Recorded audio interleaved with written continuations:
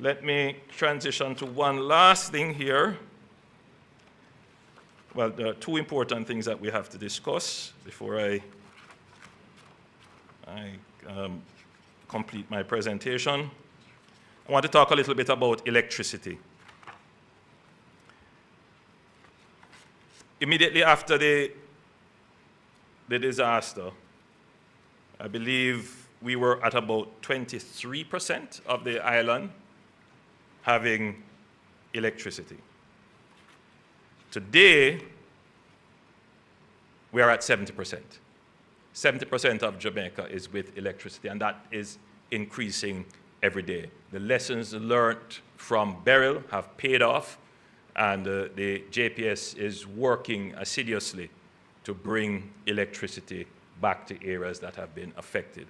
I can only ask for the patience of Jamaicans. I know it is incredibly frustrating when you don't have any electricity and you just look across the road and your neighbor has electricity and somehow you feel that the system will fight against me.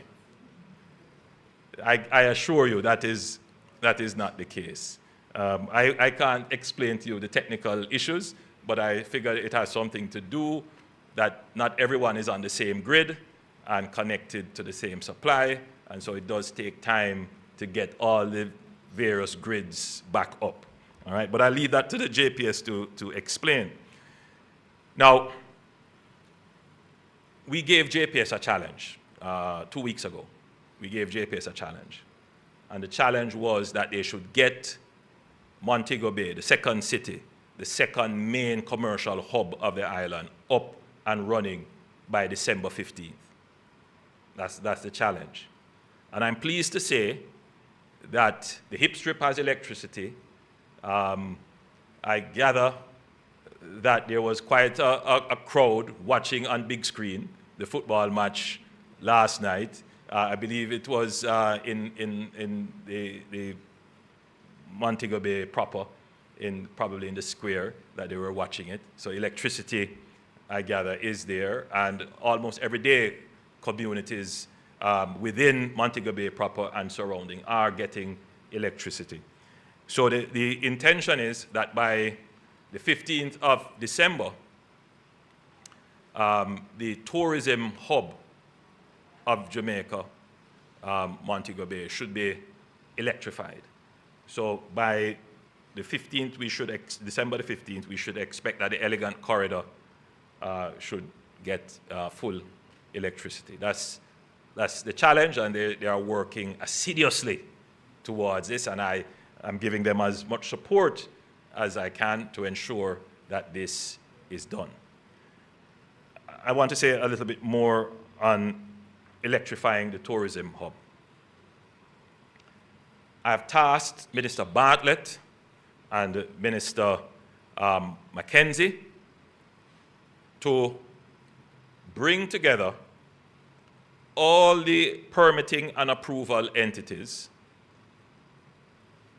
along the tourism corridor. And we consider the tourism corridor from as far as St. Elizabeth, Treasure Beach, coming all the way around into, going through Westmoreland, Hanover, going all the way around, going into Trelawney, that have been impacted.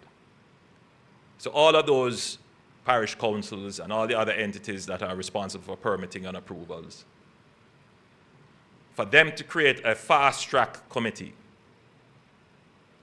to give approvals to all the hotels that are deciding and are now in the process of rebuilding. In other words, what I'm satisfied with is that the hoteliers are ready to rebuild. Some of them will have insurance. Some of them are going to consider this an opportunity to rebuild and make their plants better. Government should not be an obstacle in that, because the longer the hotels stay out of operation unnecessarily, the greater the threat to employment and revenue.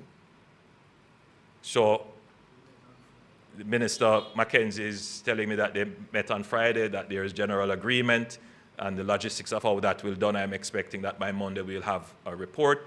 And I say to the tourism sector, get ready, I suspect you are already, but we are here to support you to get back on your feet bigger and better. We want to get the tourism sector moving. This same principle will be applied to other businesses.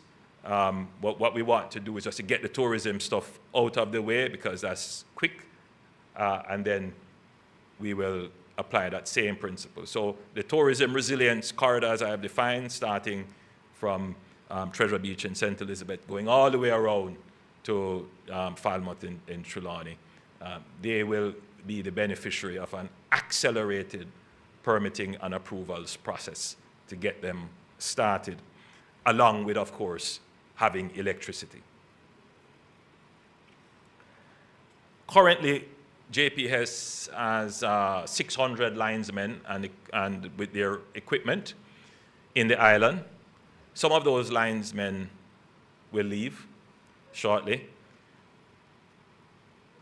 On the general trajectory, you know, it could be as long as 6 months before electricity is returned to every community in Jamaica.